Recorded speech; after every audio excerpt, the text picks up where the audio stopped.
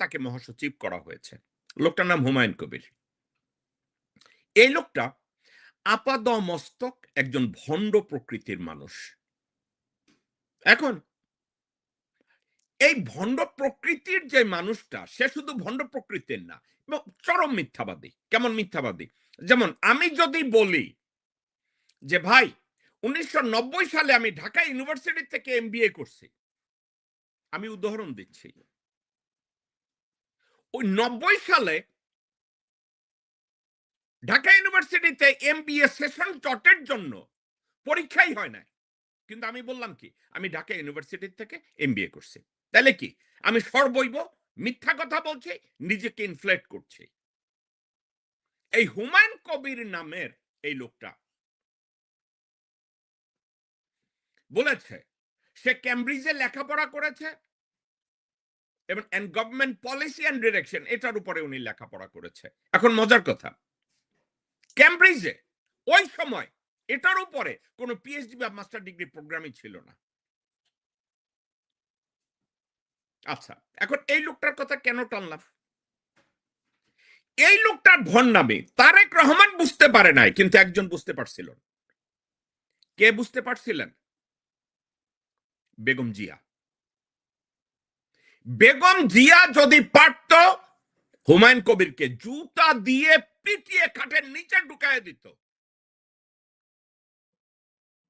যখন হুমায়ুন কবির টের পাইল যে বেগম জিয়ার সাথে এই ভণ্ডামি এবং চতুরতা কইরা কোনো লাভ নাই, উনি সব বের করে ফেলে, হুমায়ুন কবির তারেক ভাইয়ার পাশে গিয়ে আসন গেড়েছে। এবং ওখানে যখন কয়সর এবং মালেকরা কোনো এক সময় হুমায়ুন কবিরকে বলছে আপনার ভণ্ডামি তো শেষ হয়ে যাইতেছে,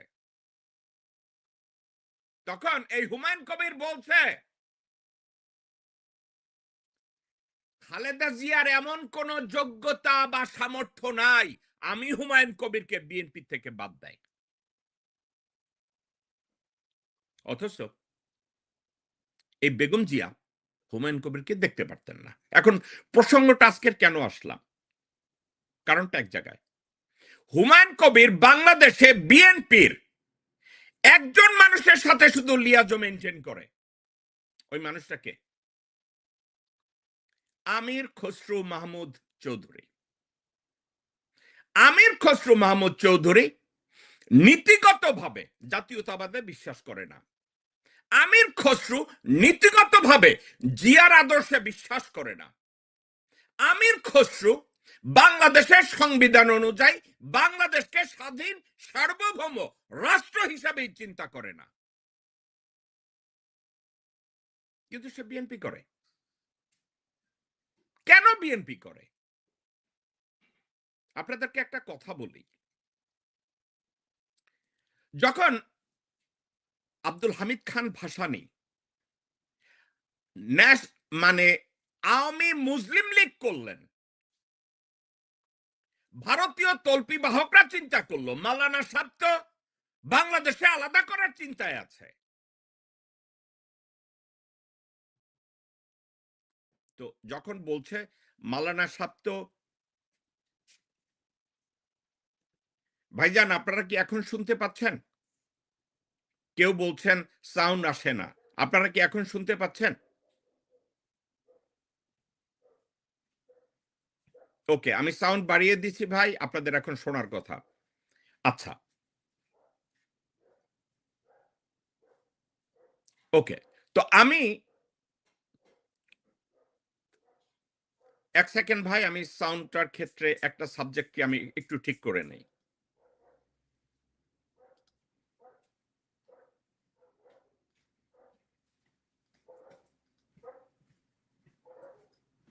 আমি আশা করছি এবার আপনাদের সাউন্ড ঠিক আছে। এবার মনে হয়, আমার মনে হয় এবার সাউন্ড আপনাদের কাছে শুনতে পাওয়ার কথা। ওকে। তো মাওলানা হামিদ খান ভাসানী যখন উনি আওয়ামী মুসলিম লীগ করলেন, ভারতের তল্পি বাহকরা এবং ভারতীয়রা মনে করলো যে মাওলানা সাহেব তো বাংলাদেশটা ভেঙ্গা ফেলাইব, বাংলা ভাষীদের নিয়ে আলাদা রাষ্ট্র গঠন করবে। এখন তারা আওয়ামী মুসলিম লীগের মধ্যে তারা কি করলো আপনারা মনে আছে কিনা জানি না, যারা বয়স্ক তাদের কাছে আপনারা জিজ্ঞাসা করে নিবেন।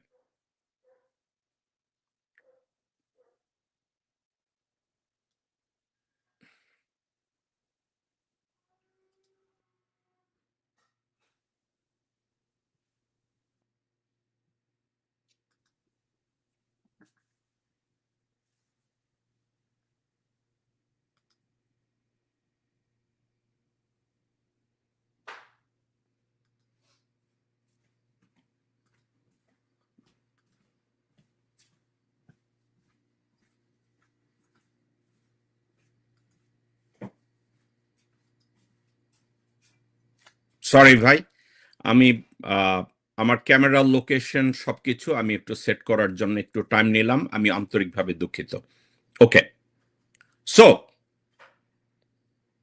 আমি হামিদ খান ভাসানীর ন্যাশনাল আম সরি আওয়ামী মুসলিম লীগের মধ্যে তারা ভারতীয় চর ঢুকাইয়া দিল।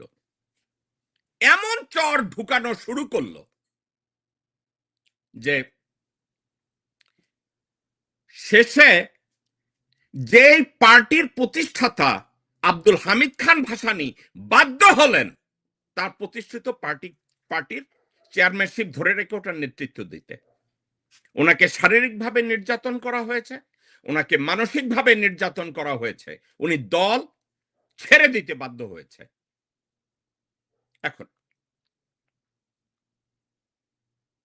বাংলাদেশে যে মুহূর্তে আওয়ামী লীগকে বাংলাদেশের সৃষ্টি লগ্নে আওয়ামী লীগকে চ্যালেঞ্জ করার জন্য ভারতীয়রা অন্য আর একটা পার্টি তৈরি করে দিল। ওই পার্টিটা কি ছিল? জাসদ এবং বামপন্থী। জাসদকে বলল তোমরা শুধু নাম কা ওয়াস্তে আওয়ামী লীগের বিরোধিতা করবা, কারণ ভারতের আলটিমেট টার্গেট ছিল বাংলাদেশকে নিয়ে নেয়া, কোনো স্বাধীন রাষ্ট্র আমাদেরকে উপহার দেওয়া না। এটা ডিফারেন্ট সাবজেক্ট, কিন্তু আজকের আমি সাবজেক্টটায় ফিরে আসি। জিয়াউর রহমান সাহেব উনি হিস্ট্রি ঘেটে একটা জিনিস শিওর হলেন। সেই সাবজেক্টটা কি ছিল? উনি জানতেন যে বাংলাদেশে প্রাতিষ্ঠানিক রাজনীতি যেহেতু নাই, সেহেতু ভারতীয়রা সুযোগ নেবে আওয়ামী লীগ এবং বামপন্থীদের দ্বারা একটা বিপ্লবের দিকে যেতে। আপনারা যারা লেখাপড়া করেন, আপনারা যারা রিসার্চ করেন, আপনাদেরকে আমি জিজ্ঞাসা করে দেখি জিয়াউর রহমান সাহেব কেন সিপাহী বিপ্লবে কর্নেল তাহের এবং বামপন্থীদের সাথে যায় নাই? কেন যায় নাই? হিস্ট্রিক্যালি একটা জিনিস আমার মাথায় ঢুকেছে, সেটা হচ্ছে এই, জিয়াউর রহমান জানতেন বাংলাদেশে বামপন্থীরা রাষ্ট্র হিসাবে বাংলাদেশকে ভারতের মধ্যে মনে করে, কিন্তু একটা জিনিস জিয়াউর রহমান ওই সময় টের পাইছে। টের পাওয়ার পরে উনি বললেন যে না, আমি এই বামপন্থী বা এই কর্নেল তাহের, এই সিপাহী জনতা তারা যে বিপ্লবের কথা বলছে, গণবাহিনী, সে বলছে আমি এটার ভিতরে যাব না।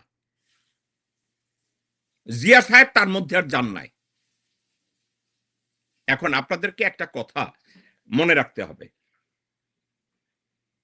জিয়াউর রহমান সাহেব যখন পার্টিটা করেছেন, সেই থেকে জাতীয়তাবাদী দলের মধ্যে ভারতীয় মল এবং তল্পি ঢোকানোর জন্য তারা এমন কোনো কিছু নাই যেটা তারা করে নাই। এবং যেসব মলদেরকে ভারতীয়রা বিএনপির মধ্যে ঢুকিয়েছে, তাদের ভিতরে আমির খসরু মাহমুদ চৌধুরীর মতো লোকজনরা আছে, আব্দুল আউয়াল মিন্টুর মতো লোকজনরা আছে, গোরখদক আব্বাস তখন এত কেউ না, 2 টাকার চান্দাবাজ, কিচ্ছু না, কিন্তু বিএনপির রাজনীতিতে বেশ কিছু লোকজনদেরকে ঢুকানো হয়েছে যারা ভারতীয় স্বার্থ রক্ষার্থে বাংলাদেশকে আদৌ স্বাধীন সার্বভৌম রাষ্ট্র হিসাবেই তারা কল্পনা করে না।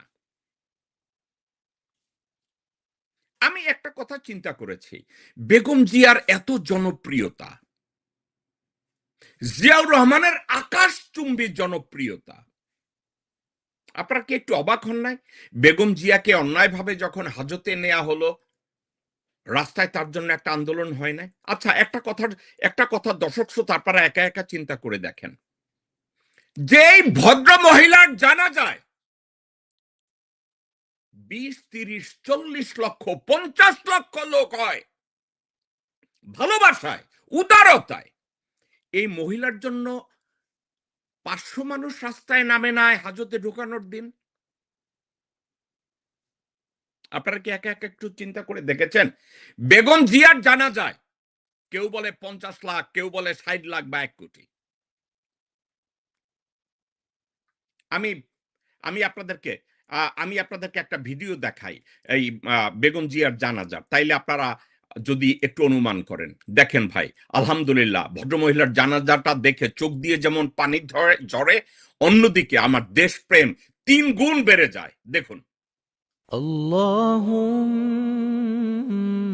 لك الحمد كله اللهم ارحم موتانا اللهم اغفر لهم وعافهم اللهم اشف مرضانا اللهم احفظنا من سيء الأسقام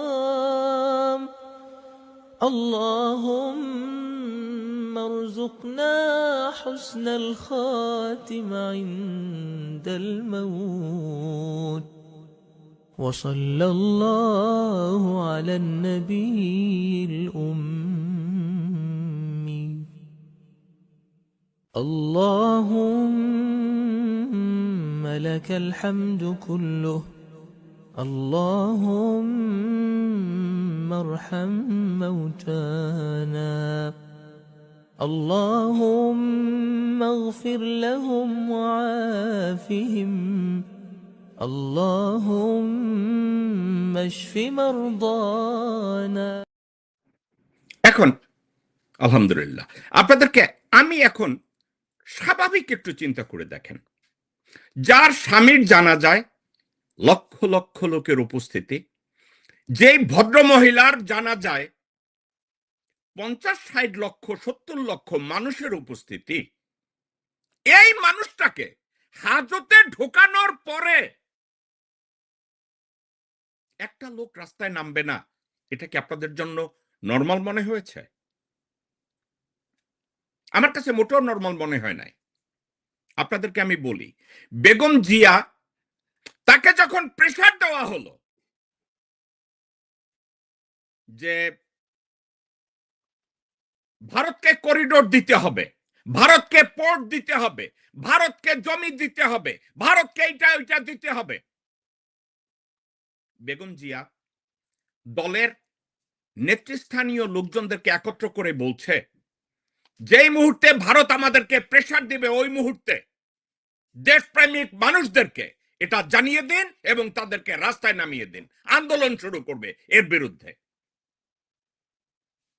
বেগম জি এটা করতেন।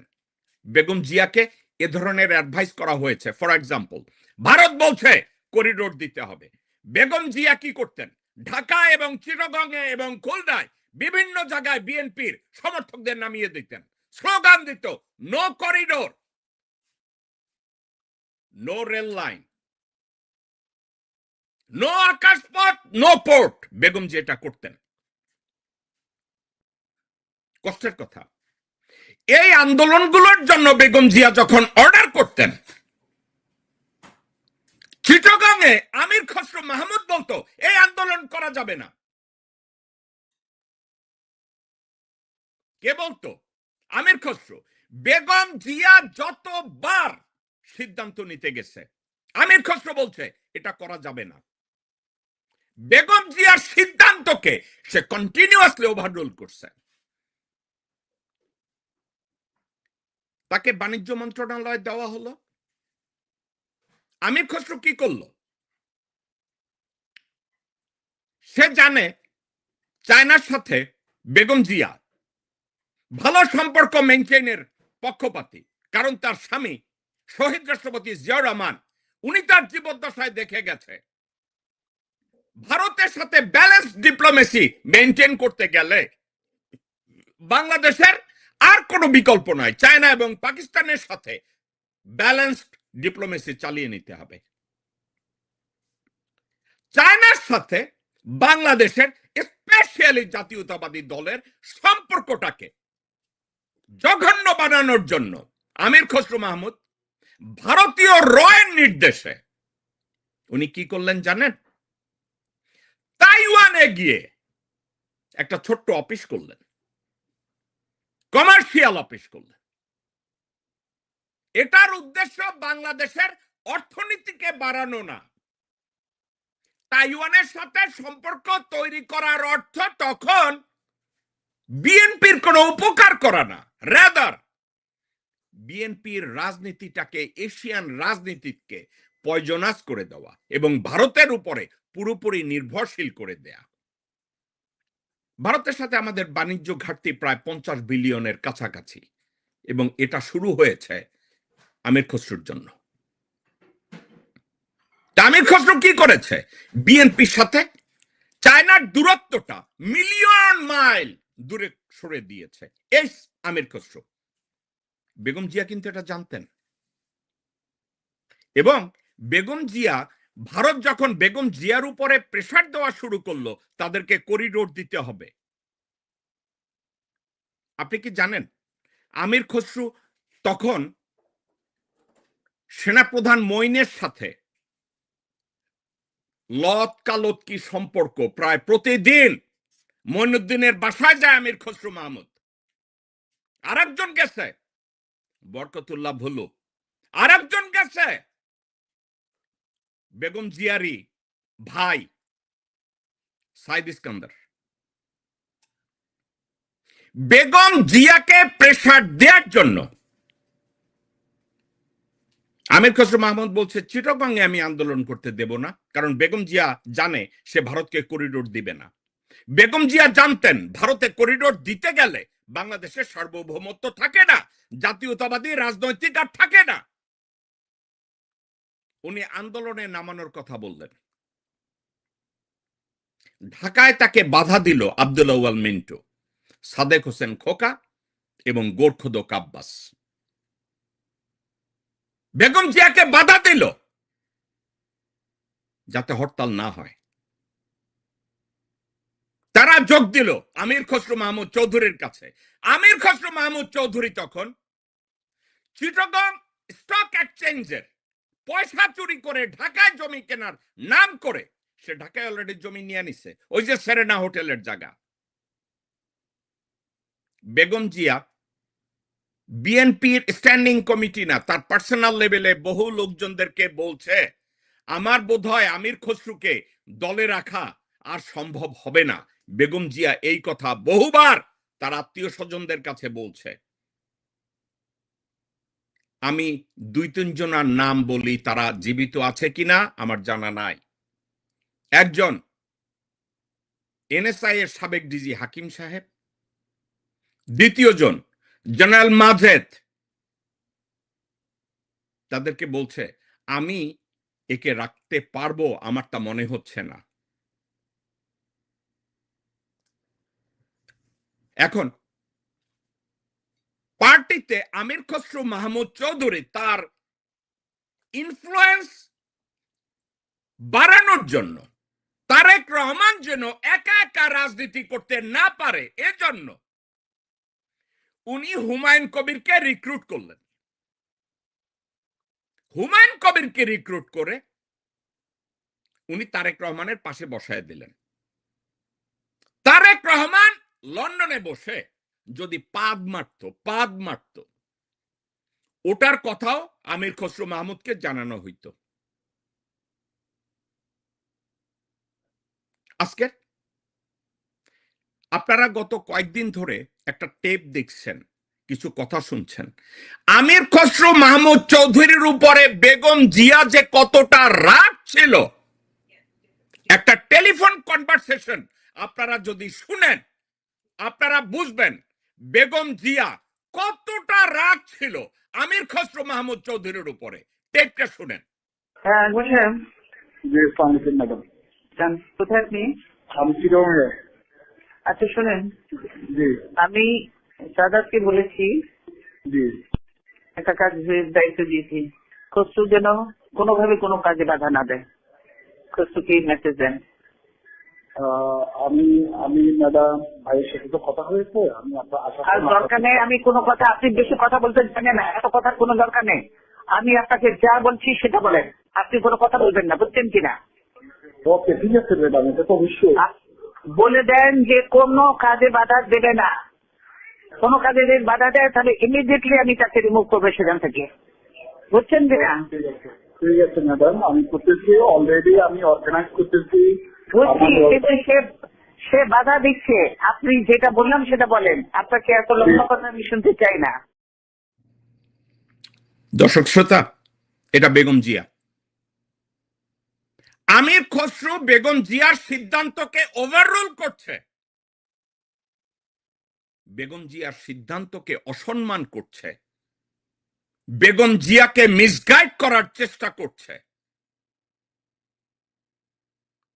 চিটগংয়ে জাহান্নাম অবস্থা বানানোর চেষ্টা করছে।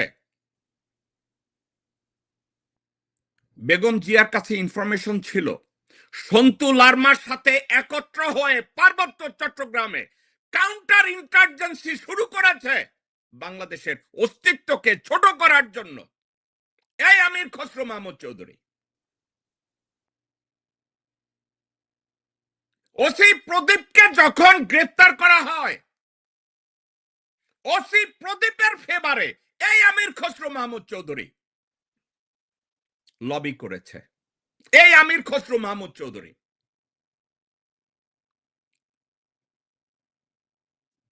বেগম জিয়ার উপরে তার যে রাগ, কারণ আমির খসরুকে বিভিন্ন জায়গায় বলছে ম্যাডাম সুযোগ পেলে তোমাকে কাট করবে। আমির খসরু মাহমুদ চৌধুরী বলেছে আমাকে কাট করার ক্ষমতা খালেদা জিয়ার নাই। আর সেই আমির খসরুর জন্য বিএনপির লোকজনরা গান গায়, আমির খসরু মাহমুদ চৌধুরীর জন্য বিএনপির লোকজনরা আমারে গালি দেয়, আরো লোকজনদেরকে গালি দেয়, কিন্তু সত্যকে তারা গ্রহণ করে না। এই আমির খসরু মাহমুদ চৌধুরী শহীদ রাষ্ট্রপতি জিয়াউর রহমানের রাজনীতিতে বিশ্বাস করে নাই, শহীদ রাষ্ট্রপতি জিয়াউর রহমানের রাজনৈতিক দর্শনে বিশ্বাস করে নাই, স্বাধীন সার্বভৌম বাংলাদেশের দর্শনে অস্তিত্বে সে বিশ্বাস করে নাই। সে বিশ্বাস করে মহাভারত।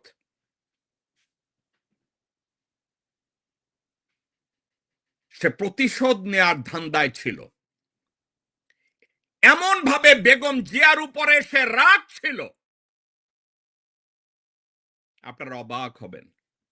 বেগম জিয়াকে যখন হাজতে পাঠানো হয় চিটাগংয়ে, সে সব লোকজনদেরকে বলে দিছে একটা লোক যেন রাস্তায় না নামে। আপনি কি জানেন বেগম জিয়া এটা জানতেন? বেগম জিয়াকে যখন গ্রেফতার করা হয় আব্দুল আউয়াল মিন্টু, গোরখোদক আব্বাস, সাদেক হোসেন খোকা, সালাউদ্দিন, আমির খসরু মাহমুদ চৌধুরী একত্রে মিটিং করে। মিটিং কোথায় করে আপনারা কি জানেন? ও আমানুল্লাহ আমান ছিল ওই মিটিং এ, আব্দুল আউয়াল মিন্টু এবং তার ছেলে তাবিত আউয়াল ওখানে ছিল, সালাউদ্দিন ওখানে ছিল। এই মিটিং কোথায় হয়েছে আপনারা জানেন? গণভবনে। খালেদা জিয়াকে হাজতে পাঠানোর আগের দিন গণভবনে হাসিনার সভাপতিত্বে মিটিং হলো, ওখানে ড্রিঙ্ক করানো হলো, ওখানে টাকার মোড়া দেওয়া হলো এক একজনকে, টাকার এনভেলপ দিয়ে বলা হয়েছে কোথাও যেন খালেদা জিয়া আন্দোলন করতে না পারে, কোথাও যেন একটা মানুষ রাস্তায় না নামে। কারণ আমির খসরু মাহমুদ চৌধুরী বলছে, আপনি আমারে দল দিয়ে বাইর করে দিবেন, আপনারে আমি দল দিয়ে বাইর করে দিলাম। বেগম জিয়াকে বলছে, আপনারে আমি দল দিয়ে বাইর করে দিলাম, আপনি হাজতে বসে থাকেন। আমির খসরু মাহমুদ চৌধুরী এই বেশ্যার ছেলে গণতন্ত্রের মা বেগম জিয়াকে হাজতে ঢোকাতে হাসিনার সাথে সর্বত্র সহযোগিতা করেছে। এর সাথে ছিল গোরখোদক আব্বাস, আব্দুল আউয়াল মিন্টু, আমানুল্লাহ আমান, সালাউদ্দিন। এরা সবাই, সালাউদ্দিন ওখানে বসে বসে তসবিহ টিপছে। কেন জানেন? জিয়া অরফানেজ ট্রাস্টের পয়সা তো এই কুত্তার বাচ্চা সরাইছে।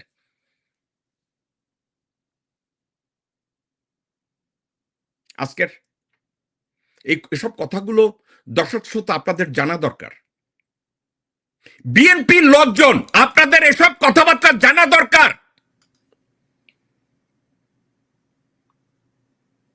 আপনারা যদি এগুলো না জানেন,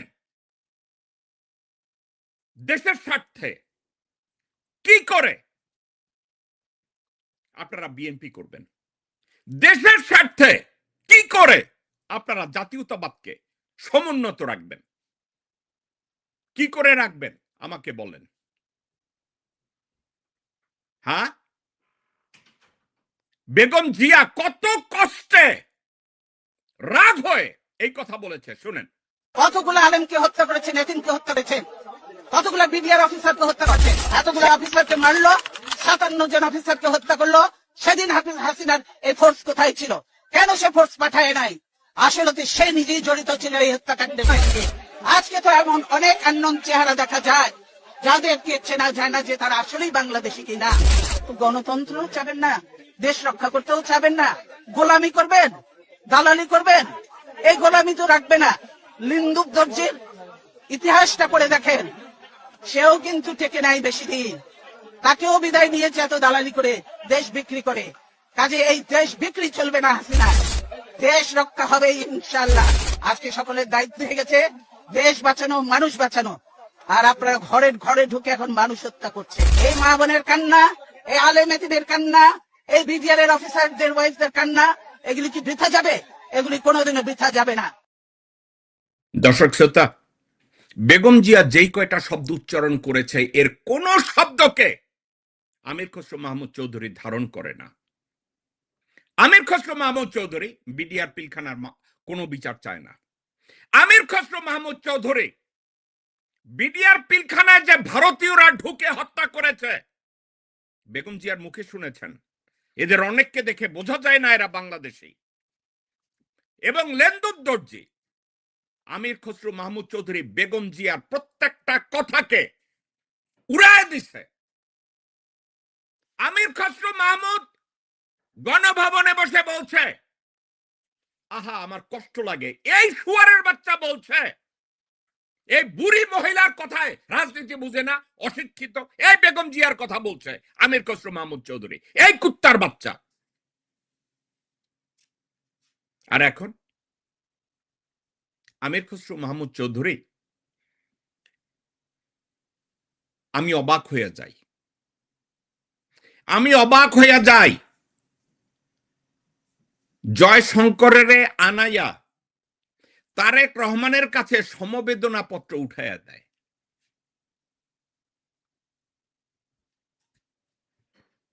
তারেক রহমানকে এনে এই আমির খসরু, যে আমির খসরু তার বাবার রাজনৈতিক দর্শনে বিশ্বাস করে না, যেই আমির খসরু তার বাবার রাজনৈতিক দৃষ্টিভঙ্গি এবং দূরদর্শিতাকে কখনোই গ্রহণ করে নাই, তার মায়েরটাও গ্রহণ করে নাই, তার মাকে অন্যায়ভাবে মিসগাইড করার চেষ্টা করেছে, বিপ্লবকে বাধাগ্রস্ত করেছে, বাংলাদেশে জোর করে ভারতীয় করিডোর আনার ব্যাপারে সহায়তা করেছে, ইচ্ছা করে বিএনপিকে চায়নার বিরুদ্ধে নিয়ে শত্রু বানিয়েছে। সেই আমির খসরু জয়শঙ্করকে বাংলাদেশে এনে বেগম জিয়ার জন্য সমবেদনা জানায়।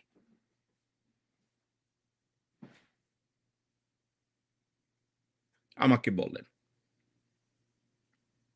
তো আমির খসরু মাহমুদ চৌধুরী, হুমায়ুন কবির, আব্দুল আউয়াল মিন্টু, গোরখদক আব্বাস, সালাউদ্দিন, আমানুল্লাহ আমান, সাদেক হোসেন খোকা মৃত, তার ছেলে এখন ওই দলে, এরা তো সবাই শহীদ রাষ্ট্রপতি জিয়া এবং বেগম জিয়া তাদের উপরে প্রতিশোধ দেওয়ার জন্য বসে আছে। ঠিক যেভাবে শহীদ রাষ্ট্রপতি জিয়ার উপরে প্রতিশোধ নেয়ার জন্য বসেছিল খালেদ মোশাররফের লিeutenant জেনারেল মঈন।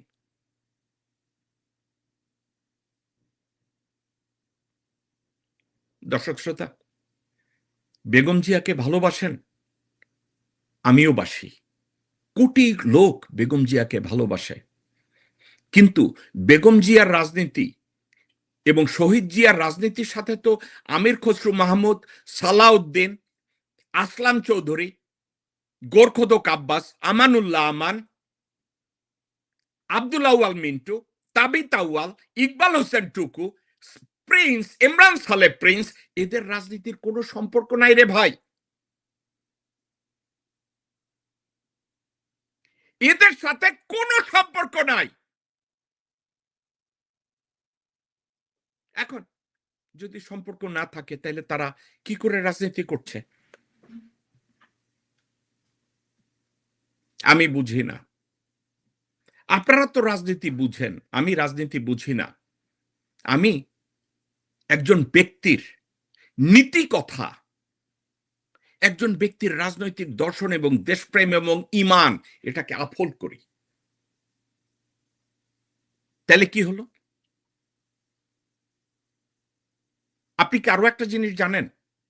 আমির খসরু মাহমুদ চিটাগংয়ে অন্য কেউ তার উপর দিয়ে যেন রাজনীতি করতে না পারে, সালাউদ্দিন কাদের চৌধুরীকে বাঁচানো যেত, সালাউদ্দিন কাদের চৌধুরীকে বাঁচানো যেত। হাসিনা কিছুটা হলেও নমনীয় হয়েছিল যে সালাউদ্দিন কাদের চৌধুরীর থাকুক, বাইচা থাকুক, যাবজ্জীবন কারাদণ্ড দেন। আপনি কি জানেন স্রেফ একজন নেতা সালাউদ্দিন কাদের চৌধুরীর ফাঁসির জন্য উঠে পড়ে লেগেছিল এবং ওই ব্যক্তির নাম আমির খসরু মাহমুদ চৌধুরী।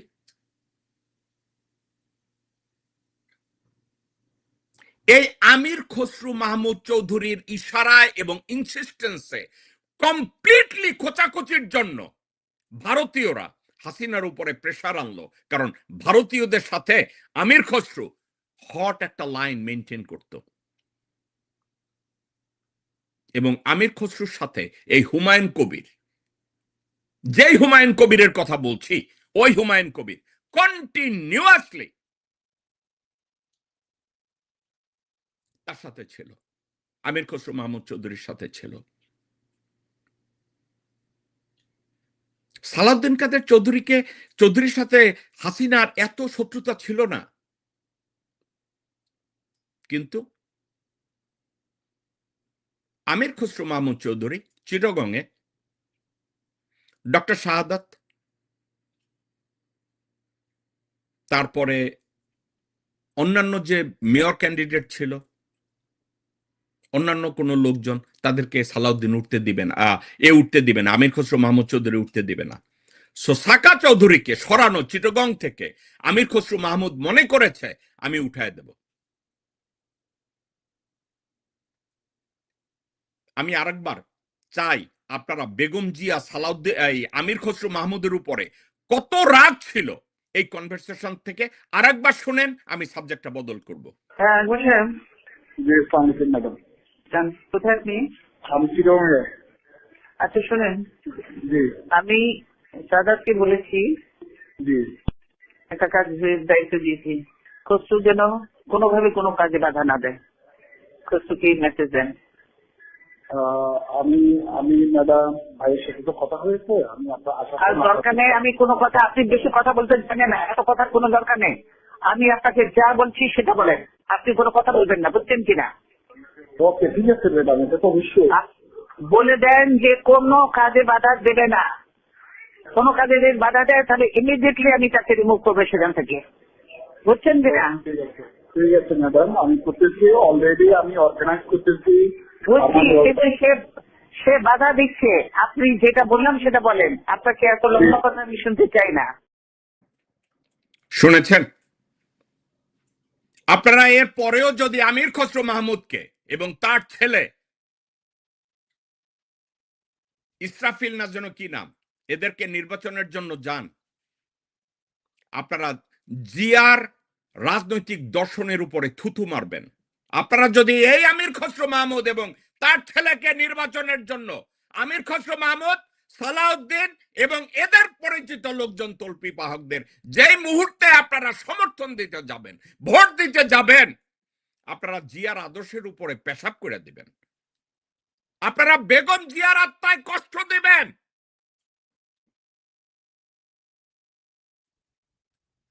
আমি আপনাদেরকে বলবো না যে আপনি জামাতে ভোট দেন, আওয়ামী লীগে ভোট দেন, অমুক জায়গায় ভোট দেন, সেমুক জায়গায় ভোট দেন। আমার কোনো রিকমেন্ডেশন নাই। শুধু ভালো যোগ্য দেশপ্রেমিকদের ভোট দেন। আমার রিসার্চে একটা জিনিস ক্লিয়ার, আমির খসরু মাহমুদ একজন মিথ্যাবাদী, মোনাফেক, দেশদ্রোহী, বেঈমান এবং লোভী কুত্তার বাচ্চা, যে জিয়ার রাজনীতিতে বিশ্বাস করে না, যে বেগম জিয়ার রাজনীতিতে বিশ্বাস করে না। সে বিএনপিতে আছে স্রেফ একটা কারণে, বিএনপির ধ্বংস